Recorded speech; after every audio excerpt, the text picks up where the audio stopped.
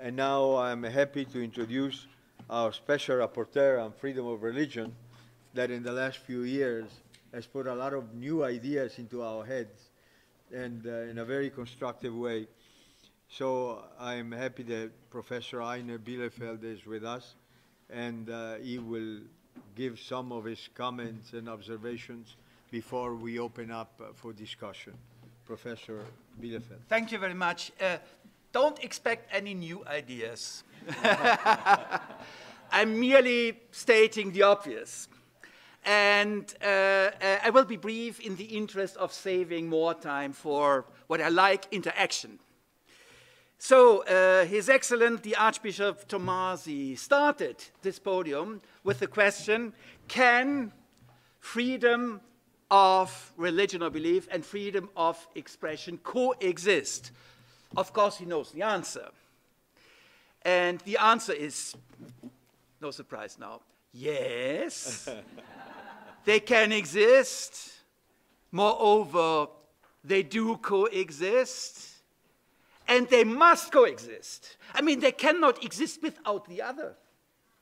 This was actually what the ambassador of the OIC said when quoting the Vienna formula, that all human rights are universal, indivisible, interrelated, interdependent. I mean, take it seriously, interdependent. It means you cannot have the other, the one without the other, and the other, and vice versa. So, I mean, not only can they coexist, they must coexist. And so, without freedom of expression, no human rights can exist.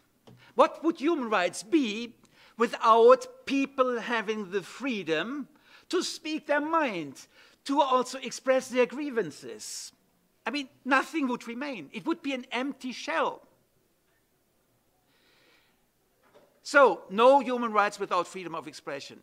I would say the same is true for freedom of religion. No human rights, the entire system of human rights protection depends on respect for human dignity. How can you respect human dignity without respecting that existential dimension, which is, of course, it comes out in very, very, very different forms, and we had not endorsed everything, but the general dimension that human beings hold profound existential identity-shaping convictions and also have to organize their lives, shape their lives in accordance with these convictions. How can you? The answer, not at all.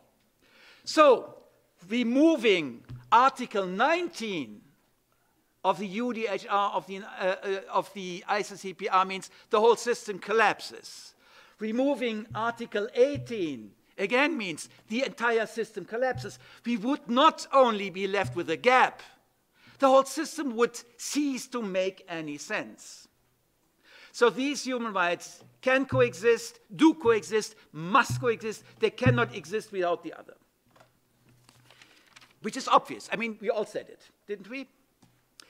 Of course, we all know also human life is not easy. I mean, coexistence does not necessarily mean a totally harmonious coexistence. And that's why, I mean, it's a legitimate issue to go into details and to go into the issue of limitations, the restrictions. And here Javier said it, that of course, I mean, these rights have certain limitations.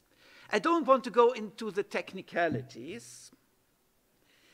I just want to say, let's always be very careful when talking about limitations. Careful in the sense of being very precise. Because here precision counts.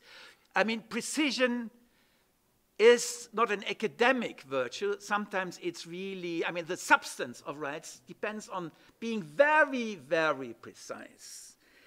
And again, I mean, that would require then going into technicality, which we are not going to do. But when it comes to drawing limitations, always work on the assumption freedom is the starting point. Freedom is a right. Freedom is a right inherent in human beings, in respect for their dignity, for their human dignity. And limitations require the extra argumentation. So the onus of argumentation, the burden of argumentation falls on those who deem certain restrictions necessarily, and let's always restrict the restrictions, not restrict the freedom. So restrict the restrictions to what is really necessary. And proportionality means more than a sort of vague balancing exercise. Really, the least interference that is really necessary in order to do justice to human beings, to their human dignity. And you cannot respect human dignity without respecting freedom in all these areas: freedom of expression, freedom of religion or belief. So it's freedom of human beings, which brings me to Human Rights Council Resolution 1618. And the ambassador of the OSCE quoted their very long title. I don't know the title by heart. It's really very long. But I would like to focus on one important word, and that is human persons. So here, and there I see a turning point from the previous resolutions, and a very important point of clarification from the previous resolutions on combating defamation of religions, which could give the impression that religions in themselves would receive a legal protection of their reputation. No, it's human beings having that legal protection against stereotypes, negative stereotyping, against discrimination, against hostility, against extreme forms of hate speech, incitement, and this somehow comes up in the title. And why this focus on human beings? Does it mean to subscribe to an anthropocentric worldview? You know it from, the ancient times, Protagoras, the human being is the measure of all things. No. No. There's not an anthropocentric worldview. To say human beings are the right holders really stems from taking religions seriously. The more you take it seriously, I'm a religious person myself. The more you take it seriously, the more you have to be aware of profound differences. Differences we will not be able to reconcile at the level of contents. That always leads to very superficial forms of merging. No, there are profound differences. There are irreconcilable differences. So looking for the common denominator, a denominator which can also be protected legally, is the human being. That's the common denominator. Human beings professing religions or beliefs, sometimes not doing so, not wishing to do so, but human beings practicing, human beings organizing their lives as individuals. Don't forget the community dimension. Communities count for both rights, by the way, also for freedom of expression. Yeah? Human beings, they are I would say the only common denominator that can receive protection by legal norms in a consistent manner, because if you want to give protection to religion per se, you have always to single out certain religions, which is the problem with blasphemy laws. And that's why I think it's really an important turning point that a Human Rights Council resolution focuses clearly consistency on human beings. But human beings, we shouldn't forget, very complex beings, with existential dimensions. And so it's not an easy anthropocentric worldview. It's not a worldview at all. Human rights are not a worldview. Yeah, so they respond to experiences of injustice and trying to create justice, improve the conditions. But then the right holder is the human being, also in the sphere of these existential questions.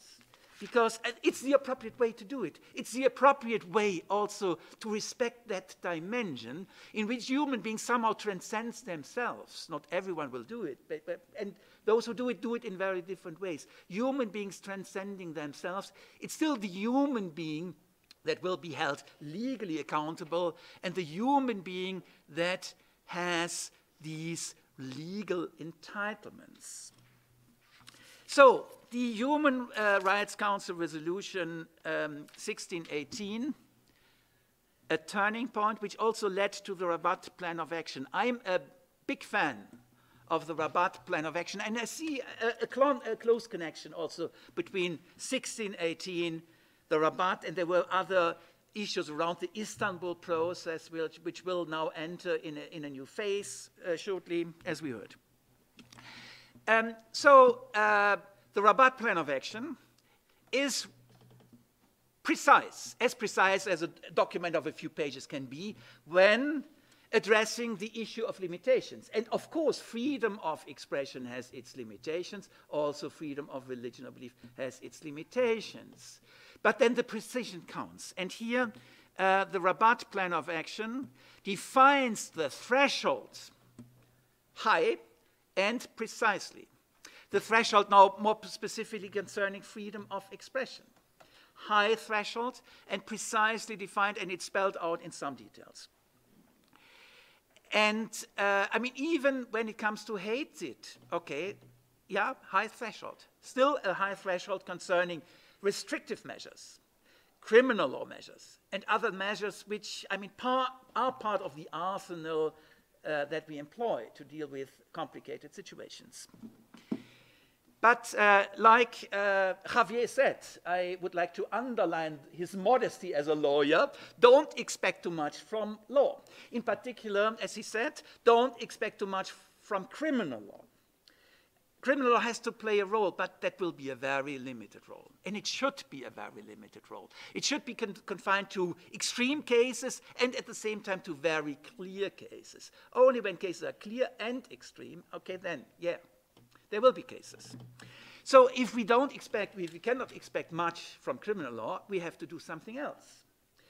And find other, maybe non-legal, non-restrictive measures to respond to provocations, to respond to hatred, to respond to disturbing ways in which people make use of their freedom of expression. And the best way to respond to disturbing ways in which way people may use freedom of expression is, okay, say them, answer, respond, make use of freedom of expression in an alternative way. We do have good practice examples in this. And let me quote my friend, Frank LaRue, until recently, rapporteur on freedom of expression. We did a lot together, and we will actually continue the cooperation between the mandate with his successor, David Kay. Frank LaRue listed good practices in this regard, and I will now give you an example, a very strange example. You will be surprised. The very strange example which he gave was Geert Wilders, fitna. The way the Dutch government handled this. The Dutch government said, for this or that reason, we cannot prohibit this from happening.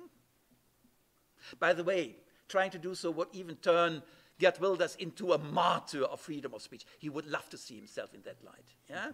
No, we cannot, but we cannot for a number of reasons. But not prohibiting does not mean endorsing it. That's sometimes a misperception of those who think along a bipolary. So if not prohibited, that it must be okay. No, far from it. It's not okay. This is stupid, it's offensive, it's tasteless, it's wrong, it's Islamophobic. Yeah. So it's not something we like. They said it very clearly, they said it very loudly. So the message, I think, came across, and it helped to overcome misunderstanding. So it's very important.